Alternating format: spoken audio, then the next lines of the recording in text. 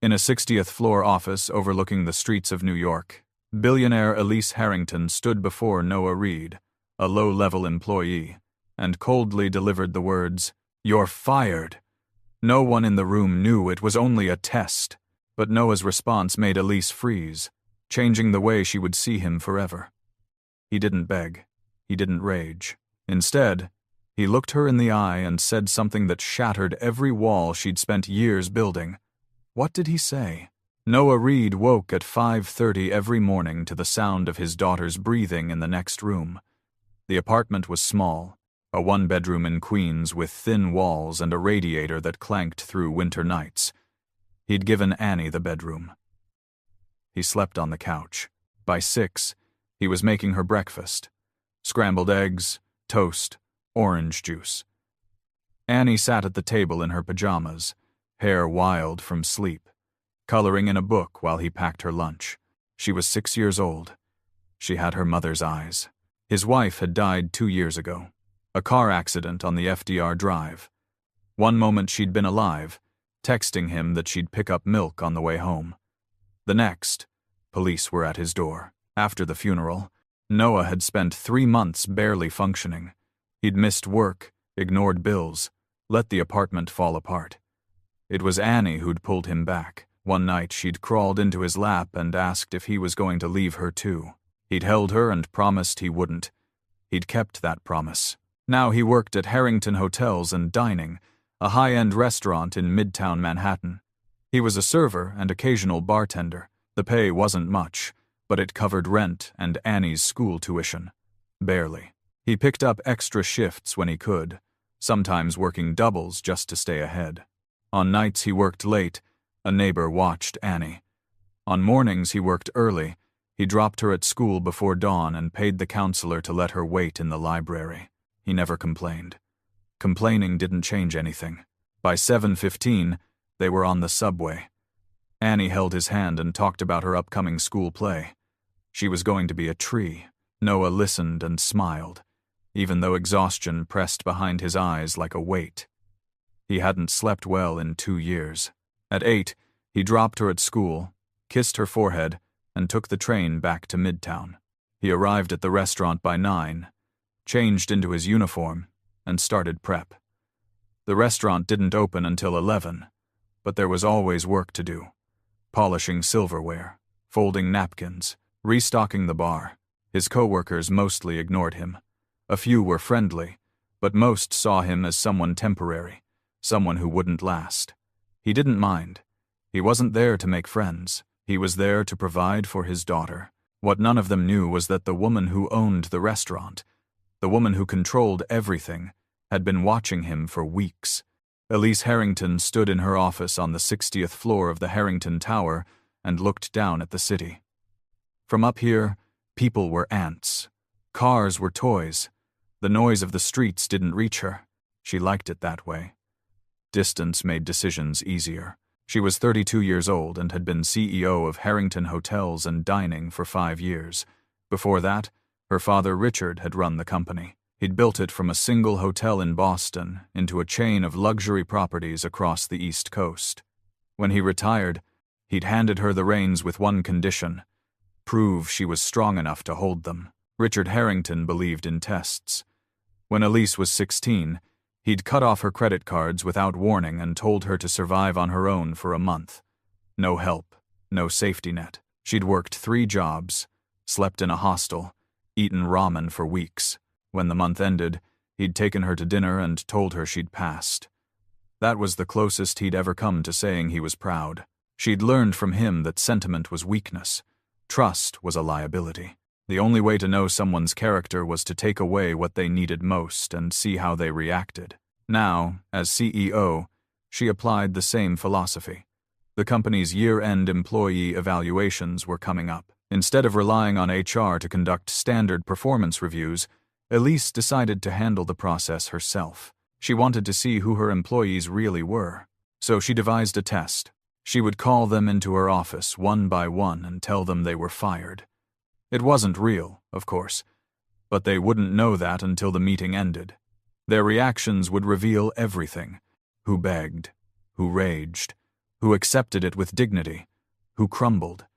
Then she'd tell them the truth and explain that their real evaluation would come later. Her assistant thought it was cruel. Elise didn't care. Cruelty was just honesty without decoration. Over the course of 2 weeks, she tested 12 employees from various departments. A line cook, a housekeeper, a front desk manager, a bartender. Each one entered her office expecting a routine evaluation. Each one heard the words, "You're fired," and reacted. Then, after she'd seen what she needed to see, she'd tell them it was only a test and dismiss them. The results were predictable. Some begged for a second chance, promising to do better. Some got angry, accusing her of being unfair. Some cried. Some walked out in silence, too stunned to respond. None of them surprised her. Until Noah Reed. He came in on a Wednesday afternoon. She'd scheduled him for 2 o'clock, between lunch and dinner service. He knocked on her door, and she told him to enter. He was taller than she'd expected. Lean, with dark hair and tired eyes. He wore his work uniform, black slacks, and a white button-down, and he carried himself with a quiet steadiness that caught her attention. Most employees walked into her office like they were approaching a guillotine. Noah just looked calm. She gestured to the chair across from her desk. He sat. Elise didn't waste time. She looked at him and said the words she'd said to 11 others before him. "You're fired." Noah didn't move. He didn't speak. He just looked at her, and she thought he hadn't heard. Then his expression shifted, not to anger or panic, but to something she couldn't name. Resignation, maybe. Or grief. Finally, he spoke. His voice was quiet, but steady. "Thank you for the opportunity to work here, Miss Harrington." Elise frowned. That wasn't the reaction she'd expected. But he wasn't finished. Noah looked down at his hands, then back up at her. When he spoke again, his voice was softer, almost pleading. "But if I really am losing my job today, I need to ask you something. Please don't tell my daughter. Let her believe I'm still trying my best." Elise felt something lodge in her throat. She'd spent years building walls, and this man had just found a crack she didn't know existed. She stared at him. He stared back. The clock on her desk ticked. The city hummed below. Then Elise did something she'd never done before. She broke protocol. "It was a test, Mr. Reed. You're not actually fired." Noah blinked. His face went blank with confusion. Elise leaned back in her chair, studying him. "I wanted to see how people react under pressure. Most beg, some rage. You thought only of your daughter." Noah's jaw tightened. He looked at her, and there was something in his eyes she couldn't read. Not relief, not gratitude. Something harder. "That's cruel," he said quietly. Elise raised an eyebrow. "It's effective." Noah stood. He didn't wait for her to dismiss him. He just nodded once and walked to the door. Before he left, he turned back. His voice was level, but there was an edge to it. "I hope you found what you were looking for, Miss Harrington." The door closed. Elise sat in the silence. She'd expected him to be grateful when she revealed the truth. She'd expected relief. Instead, he'd looked at her like she was something cold and broken. It was the most dignity she'd ever seen in another human being. That night, Elise stayed late in her office. She pulled Noah's employee file and read it cover to cover. 2 years at the company. Never missed a shift except when his daughter was sick. Always requested early schedules so he could pick her up from school. Made minimum wage plus tips. No complaints from management. No disciplinary actions. Just steady, quiet work. There was a note in his file from HR. His wife had died in a car accident. He was raising his daughter alone. Elise closed the file and leaned back in her chair. She thought about her own father, about the tests he'd put her through, about the lesson he'd been trying to teach. Strength, he'd said, was the ability to survive without help. Independence was the only true power. But looking at Noah's file, she wondered if her father had been wrong. Maybe strength wasn't about surviving alone. Maybe it was about surviving for someone else. She thought about the way Noah had looked at her when he asked her not to tell his daughter. There'd been no pride in his voice. No ego. Just love. Pure, unguarded love. Elise had never felt that kind of love. Her mother had died when she was young. Her father had raised her, but love wasn't something he believed in. He believed in discipline, results, control. She felt the weight of her empty penthouse pressing down on her from miles away. The feeling of standing in front of a locked door and realizing you'd lost the key a long time ago. She picked up her phone and called her assistant. "Pull the security footage from the restaurant. I want every shift Noah Reed has worked in the last 6 months." Her assistant hesitated. "Is there a problem?" "No," Elise said. "Just do it." She hung up and turned back to the window. The city glittered below her, indifferent and cold. Somewhere out there, Noah was probably putting his daughter to bed, telling her everything would be okay. Elise realized she wanted to know more about him, not because she pitied him, not because she felt guilty, but because something about him had shifted the axis of her world, and she needed to understand why. She spent the next 2 weeks watching him. Not openly, she wasn't a stalker, but she reviewed the security footage. She read the reports from his managers. She noticed the small things. He always arrived 15 minutes early. He stayed late when someone called in sick. He never turned down a request for help, even when he was already overwhelmed. He treated everyone with the same quiet respect, from the dishwashers to the head chef, and every day, without fail, he left work 30 minutes before his shift ended so he could pick up his daughter from school. One of his managers had written him up for it once. Elise found the report and threw it away. Then she sent a memo to all department heads. Employees with children were allowed flexible schedules, no exceptions. She didn't tell anyone why she'd made the change. She didn't need to. 3 weeks after the test, Elise went down to the restaurant during the dinner rush. She didn't usually visit the floor. She preferred to stay in her office, away from the noise and chaos. But tonight she wanted to see Noah in his element. He was behind the bar, mixing drinks. A couple sat at the counter, laughing.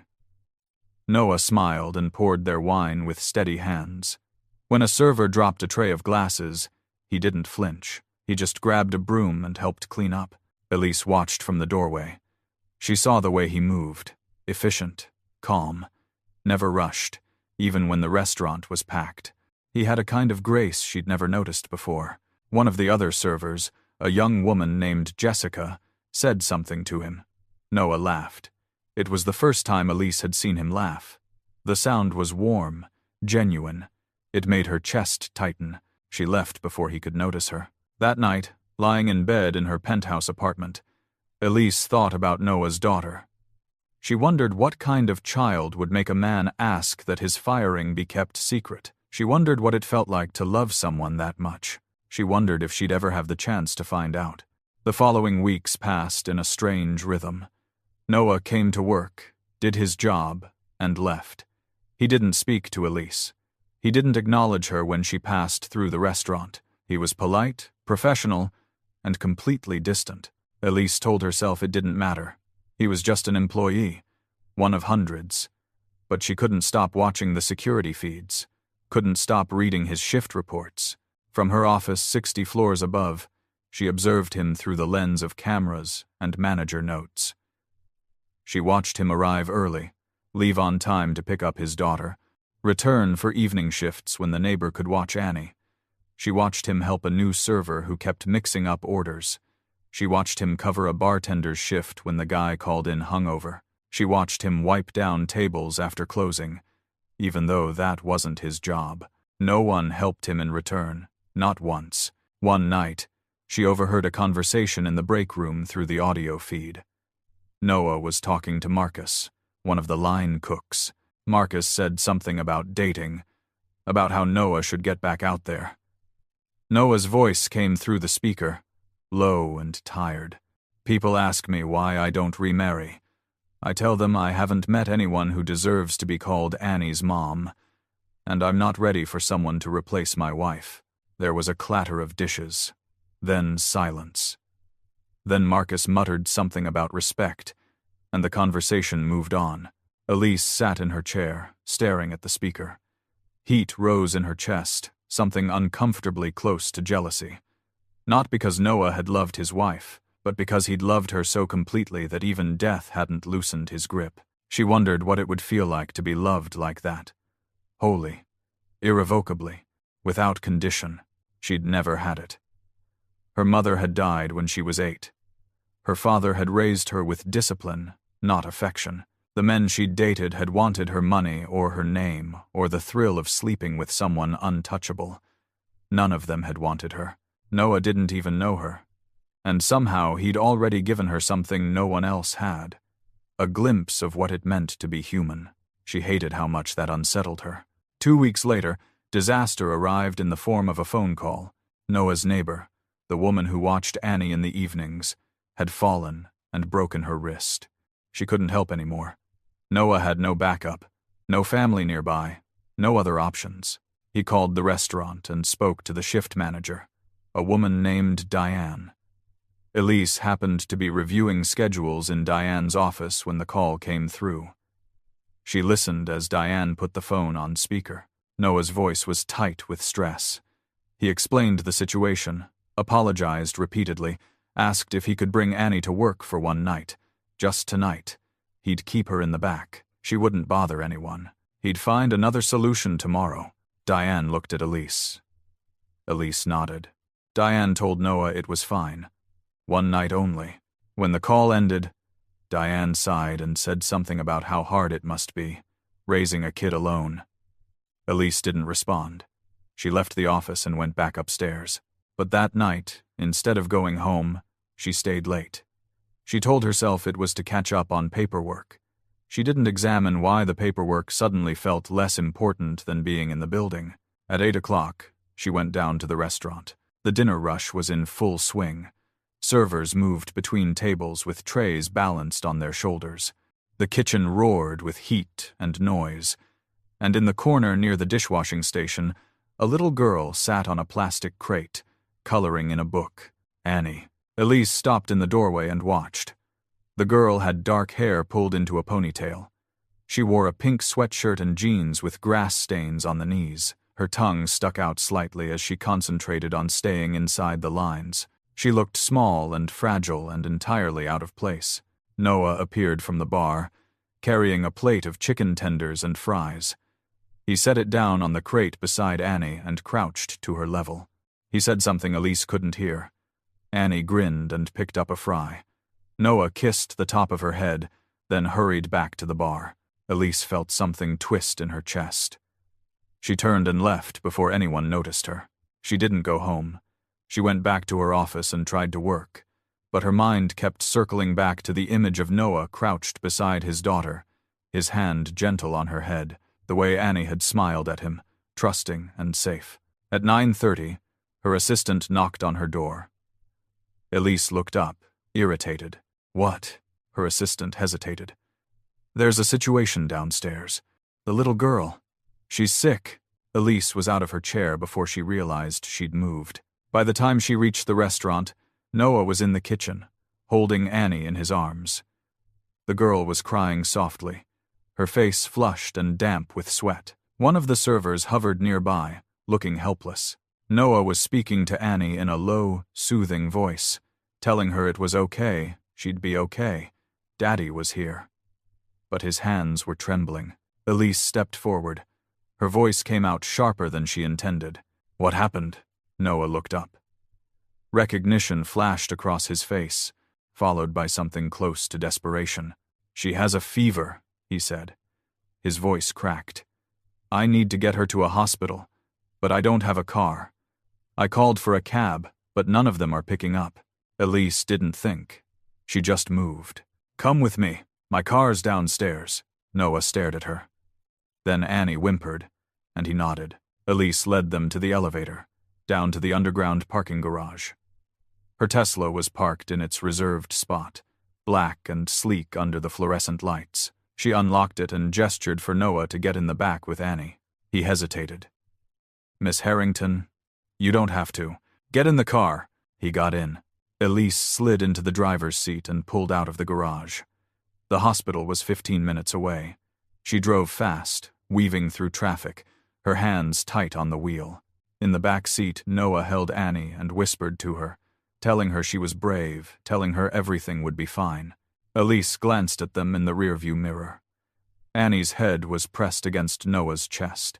His hand stroked her hair with a tenderness that made Elise's throat tighten. She focused on the road. This wasn't about feelings. It was about doing the right thing. That was all. The hospital admitted Annie quickly. The doctors said it was a viral infection, nothing serious, but they wanted to keep her overnight for observation. Noah sat beside her bed, holding her hand while she slept. Elise stood near the window, looking out at the city. The room was quiet, except for the beeping of monitors and the hum of fluorescent lights. After a long while, Noah spoke. "Thank you, Miss Harrington. I don't know what I would have done if you hadn't been there." Elise didn't turn around. She kept her eyes on the window. "You would have figured it out," she said. "You always do." Silence stretched between them. Then Noah said quietly, "Why did you really do that test?" Elise turned to face him. He was looking at her, his expression unreadable. She could have lied. She could have said it was standard procedure. But something about the way he looked at her, tired and honest and waiting, made lying impossible. "My father used to test me," she said. She didn't know why she was telling him this. She didn't owe him an explanation. But the words came anyway. "When I was 16, he cut off my credit cards and told me to survive on my own for a month. No help, no safety net. I worked 3 jobs. I slept in a hostel. When it was over, he told me I'd passed. He said it made me stronger." Noah looked at her. His eyes were tired, but not unkind. "Did it?" he asked. Elise didn't answer right away. She looked at Annie, sleeping peacefully, her small hand curled around her father's. "I don't know," she said finally. "I know how to survive. I just don't know if I know how to live." Noah shifted in his chair, careful not to wake Annie. "My wife used to say that strength isn't about surviving alone. It's about surviving for someone else." Elise felt something give way inside her. Not break, just shift. A hairline fracture in a wall she'd spent years building. "I didn't have anyone to survive for," she said. Noah looked at her for a long time. Then he said softly, "Maybe you do now." They stayed at the hospital until dawn. Annie woke once, groggy and confused, and Noah soothed her back to sleep. Elise sat in the corner, watching. She didn't speak. She didn't know what to say. When the sun came up, the doctor cleared Annie to go home. Noah carried her to the car, and Elise drove them back to Queens. The apartment building was old and shabby, with peeling paint and a broken intercom. Noah thanked her again, his voice quiet and sincere, and carried Annie inside. Elise sat in her car, staring at the building. She thought about Noah's words. "Maybe you do now." She thought about her father's tests, about the lessons he'd tried to teach her. Strength, independence, control. But sitting here, alone in her car outside a crumbling apartment building, she realized her father had taught her how to survive. He just hadn't taught her how to live. She drove back to Manhattan, parked in her building's garage, and took the elevator to her penthouse. The apartment was silent and pristine, every surface polished, every corner empty. She stood in the middle of the living room and felt the weight of it press down on her. For the first time in years, Elise Harrington felt lonely. 3 days later, the photo appeared. It was on a gossip website, grainy and poorly lit, but unmistakable. Elise Harrington, CEO of Harrington Hotels and Dining, carrying a child into a hospital in the middle of the night. A man stood behind her, his face partially obscured, but visible enough. The headline read, "Billionaire Elise Harrington's Secret Child, Mystery Man Spotted in Late-Night Hospital Visit." By noon, it had spread to every major outlet. By evening, it was trending on social media. Speculation exploded. Who was the child? Who was the man? Why had Elise kept this secret? Elise issued a statement through her publicist. "I helped a family in need. There is no secret child." The statement did nothing. People didn't want the truth. They wanted drama. The board of directors called an emergency meeting. Elise sat at the head of the conference table. surrounded by men in expensive suits who looked at her like she'd committed a crime. The CFO, a man named Gerald, spoke first. His voice was clipped and cold. "This scandal is affecting our stock price. We need to contain it immediately." Another board member, a woman named Patricia, leaned forward. "We've identified the man in the photo. Noah Reed. He's an employee, a server." Gerald's expression hardened. "Then the solution is simple. Terminate him. Issue a statement that he's no longer with the company. Distance yourself from the situation." Elise looked at him. Her voice was ice. "No." Gerald frowned. "Elise, this isn't personal. It's business." "I said no." Patricia spoke up. "If you don't handle this, the board will. We have the authority." Elise stood. The room went silent. "This meeting is over," she said. She walked out. That night, Elise sat in her office and stared at her phone. She'd written and deleted a dozen messages to Noah. She didn't know what to say.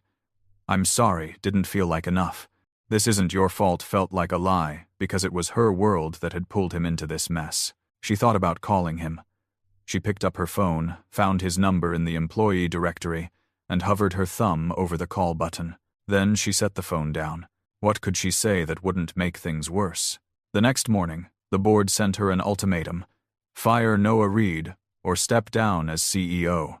Elise sat in her office and thought about her father's tests. She thought about Noah's words at the hospital. She thought about the way Annie had looked at her in the car, trusting and small. Then she made her decision. She called Noah and asked him to come to her office. He arrived an hour later. He looked tired, his face drawn and pale. He sat across from her, and she could see the weight of the last few days pressing down on him. Elise didn't waste time. She looked at him and said the words she'd been dreading. "I need you to take a leave of absence, temporarily, until this blows over." Noah stared at her. His voice was quiet when he spoke. "So you're letting them win?" "It's not." "Yes, it is." Noah stood. His voice remained steady, but there was steel underneath.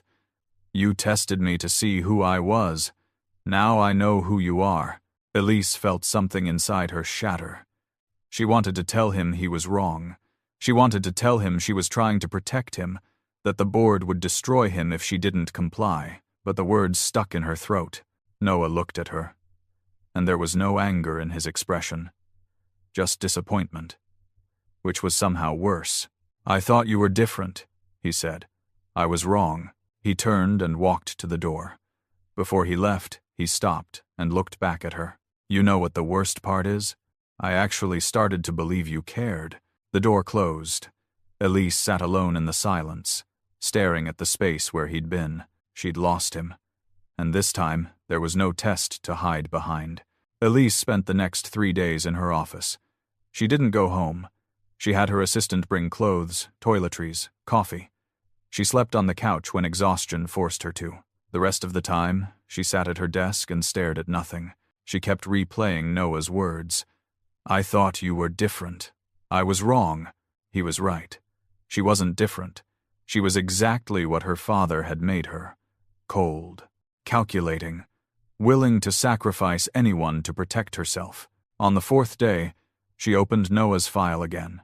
She read through every detail, every shift he'd worked, every request for time off to care for his daughter, every extra hour he'd volunteered when someone else couldn't make it. Then she read the part about his wife. Died in a car accident 2 years ago, left behind a husband and a 6-year-old daughter. Elise closed the file and thought about Annie, the little girl sitting on a crate in the kitchen, coloring quietly while her father worked. The way she'd grinned when Noah brought her food. The trust in her eyes when he told her everything would be okay. Elise thought about Noah's question in the hospital. Did it make you stronger? She still didn't know the answer, but she knew what it had made her. Alone. Her father had taught her to test people, to take away what they needed and see how they responded. He'd called it strength, but sitting here, in an office 60 floors above the world, with no one to call and nothing to hold on to, Elise realized her father had been wrong. Strength wasn't about surviving alone. It was about having something worth surviving for. Noah had that. He had Annie. And Elise had taken his job, his dignity, his belief that people could be good. She picked up her phone and looked at the board's ultimatum. Fire Noah, or step down. For the first time in her life, she understood what she needed to do. The next evening, Elise left her office just after 6. She didn't tell her assistant where she was going. She just took the elevator down to the garage, got in her car, and drove to Queens. It was raining. The wipers scraped across the windshield in a steady rhythm. The streets were slick and dark, neon signs reflected in puddles. She found Noah's building and parked across the street. She sat in the car for 10 minutes, trying to find the courage to move. She'd faced boardrooms full of hostile investors. She'd closed deals worth millions, but walking up to Noah's door felt harder than any of that. Finally, she got out. The building's intercom was broken, so she walked through the front door and climbed the stairs to the 3rd floor. The hallway smelled like cooking oil and old carpet. She found apartment 3C and knocked. Footsteps. Then the door opened. Noah stood there in jeans and a gray t-shirt, his hair damp like he'd just showered. When he saw her, his expression went flat. "What are you doing here?" Elise's throat felt tight. She hadn't prepared a speech. She hadn't planned what to say. She just spoke. "I need to talk to you." Noah didn't move. She thought he'd close the door in her face. Then he stepped aside. She walked into the apartment. It was small and cramped, with a sagging couch and a kitchen table covered in crayons and coloring books. A child's drawing was taped to the refrigerator. Annie's bedroom door was closed. Noah gestured to the couch. Elise sat. He stayed standing, arms crossed. "Say what you came to say." Elise looked down at her hands. They were shaking. She couldn't remember the last time her hands had shaken. "I'm sorry," she said. Noah didn't respond. Elise forced herself to look up at him. His face was hard, guarded. She didn't blame him. "I was wrong," she said. "About the test. About everything. I thought I was protecting the company. I thought I was being strong. But all I did was hurt you." Noah's jaw tightened. "You didn't just hurt me. You made me feel worthless. Like I don't deserve anything good because I'm just some low-level employee who doesn't matter." The words hit her like a physical blow. She wanted to look away, but she didn't. She owed him this. "You matter," she said. Her voice cracked. "You matter more than anyone I've ever met." Noah stared at her. The apartment was silent except for the rain drumming against the windows. Elise took a breath and kept going. She told him about her father, about the tests, about the month she'd spent surviving on her own at 16. She told him about the walls she'd built, the fear she carried, the belief that love was weakness and trust was a liability. "But when I saw you with Annie," she said, "I realized I've been living in a prison, and I built it myself." Noah's expression softened, just slightly. Elise reached into her bag and pulled out an envelope. She set it on the coffee table between them. "This is a new contract. You're not just getting your job back. You're being promoted to Director of Restaurant Operations. The salary is 5 times what you were making. You'll have full control over staffing, scheduling, and policy. You can make the changes you think are right." Noah looked at the envelope but didn't touch it. "I don't want your pity," he said. "It's not pity," Elise said. "It's what you deserve. You've been doing the work of 3 people for minimum wage. You've been holding that restaurant together while everyone else took you for granted. This isn't charity. It's recognition." Noah picked up the envelope and opened it. He scanned the contract, his eyes widening slightly when he saw the numbers. Then he set it down and looked at her. "Why now?" he asked. "Why not 3 days ago when I needed you to stand up for me?" Elise felt tears prick her eyes. She blinked them back. "Because I was afraid," she said. "I was afraid the board would destroy you. I was afraid if I admitted how much you meant to me, I'd lose everything. But I lost you anyway. And that was worse than anything the board could have done." Noah sat down on the couch, a few feet away from her. He rubbed his face with both hands. "I don't know if I can trust you," he said quietly. "I know," Elise said. "And I'm not asking you to. Not yet. I'm just asking you to let me try." They sat in silence. The rain kept falling. Somewhere in the building, A dog barked. Then a door creaked open. Annie appeared in the hallway, rubbing her eyes. She was wearing pajamas with cartoon animals on them. "Daddy?" she said sleepily. Noah stood immediately and went to her. "Hey, sweetheart, what are you doing up?" Annie blinked at him, then looked past him at Elise. Her eyes went wide. "Miss Elise," she said. She was suddenly awake. She ran past Noah and threw her arms around Elise's legs. Elise froze. She didn't know what to do. She looked at Noah, panicked. He watched her, his expression unreadable. Slowly, carefully, Elise put her arms around the little girl. Annie squeezed tighter. "I missed you," Annie said. "Daddy said you were busy with work stuff, but I knew you'd come visit." Elise felt something give way inside her. Not crack, not break, just open. She held Annie and let herself cry. Not quietly, not carefully. She just cried. Annie pulled back and looked up at her, worried. "Why are you sad?" Elise wiped her eyes. "I'm not sad, honey. I'm just happy to see you," Annie beamed. Then she looked at her father. "Is Daddy still going to work at the restaurant?" Noah crouched down beside them. His eyes were red. He looked at Elise, and she saw something shift in his expression. Not forgiveness. Not yet. But something softer. "Yeah, baby," he said. "Daddy's still gonna work there." Annie clapped her hands. "Good, 'cause I like Miss Elise. She's really nice." Noah smiled, just a little. "Yeah, she is." 2 months later, Elise stood at a podium in front of a room full of reporters. The press conference had been her idea. No more hiding, no more silence. She spoke clearly and calmly. She explained what had happened. The photo, the scandal, the truth. She announced Noah's promotion and made it clear that it was based on merit, not guilt. Then she said something no one expected. "I've spent my entire life believing that vulnerability was weakness, that caring about people made you easy to hurt. But I was wrong. The strongest thing I've ever done was admit I made a mistake. And the bravest person I know is a man who asked me not to tell his daughter he'd been fired, because he didn't want her to think less of him." The room was silent.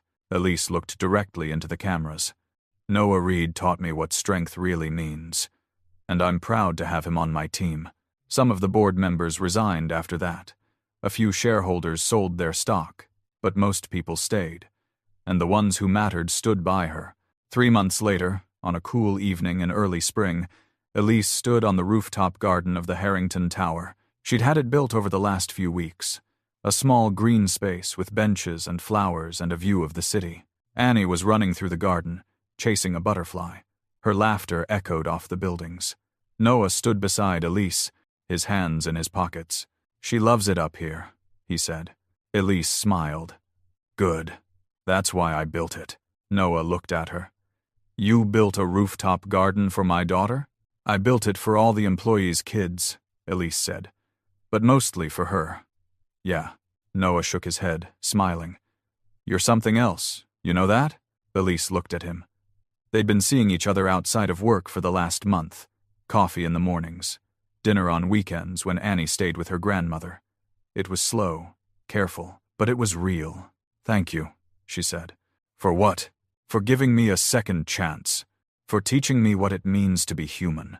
Noah took her hand. His fingers were warm, steady. "You were always human, Elise. You just forgot for a while." Annie ran up to them, holding a flower she'd picked. She handed it to Elise. "This is for you."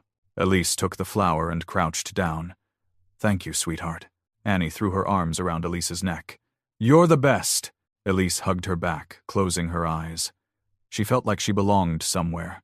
Not in a boardroom, not in a penthouse, but here, with a little girl who believed she was good, and a man who'd shown her what goodness looked like. She stood and looked out at the city. The sun was setting, painting the sky in shades of gold and pink. Noah put his arm around her shoulders. Annie held both their hands. A family. Imperfect, complicated, real. Elise smiled. For the first time in 32 years, she felt like she was home.